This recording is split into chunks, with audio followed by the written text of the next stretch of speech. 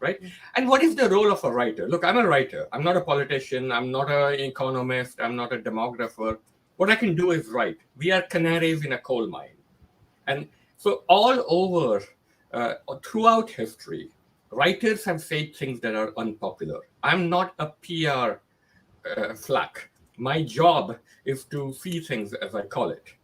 And if I am attacked for it, well, that comes with the territory. I mean, my dear close friend Salman, all his life since he wrote the Satanic Verses has been attacked, and he almost came close to paying with his life for believing in writing what he does. And you know what? We are seeing over and over again the words that he's written, not just about Islam, but about Hinduism. He has a piece in our anthology about India. He's motivated by the same love for India.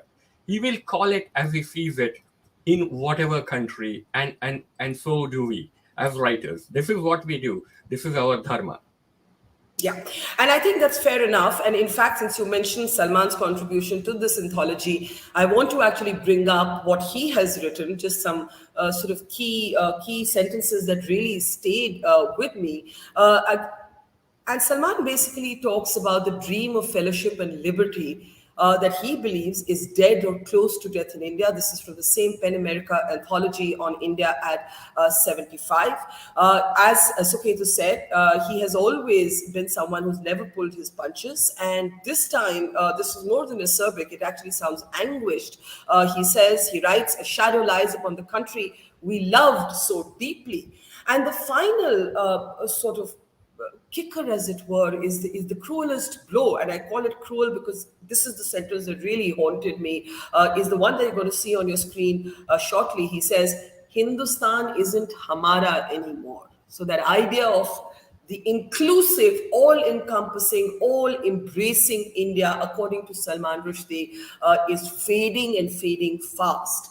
Suketu, do you think, and I'll get to the free speech debate in a moment, but do you think that the staggering silence of the political right, left, and center, with the one exception of Shashi Tharoor, and even he wasn't, as a politician, willing to sort of support free speech in an absolute sense, do you think that staggering silence is explained by the fact that people like Salman, people like yourselves, have actually been, in a sense, equal opportunity offenders? You're not Tories of one or the other political dispensation. You've had problems with different dispensations. And in that way, the right wing, which otherwise is always speaking up against Islamist violence, is actually not spoken up, political right wing, I mean, on what's happened to Salman.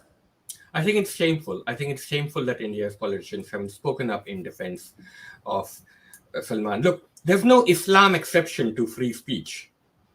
I reserve the right to talk out of sincere motives about any God. And if what I say offends you or your God, in a sense, that's your problem. I'm not doing it. And what Salman's written, he's not doing it to consciously offend anyone. But if incidentally people are offended, that in a sense is their problem.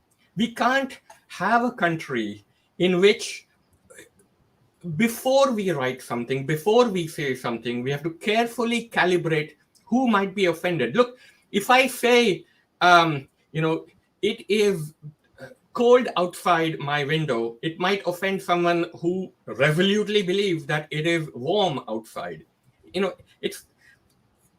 What's the definition of free speech? There are certain reasonable limits to speech, right? I mean, and different countries have different standards. In the United States, the classic definition of free speech is you have the right to freedom of speech, but you do not have the right to yell fire in a crowded theater, because that would set off a stampede and people would die.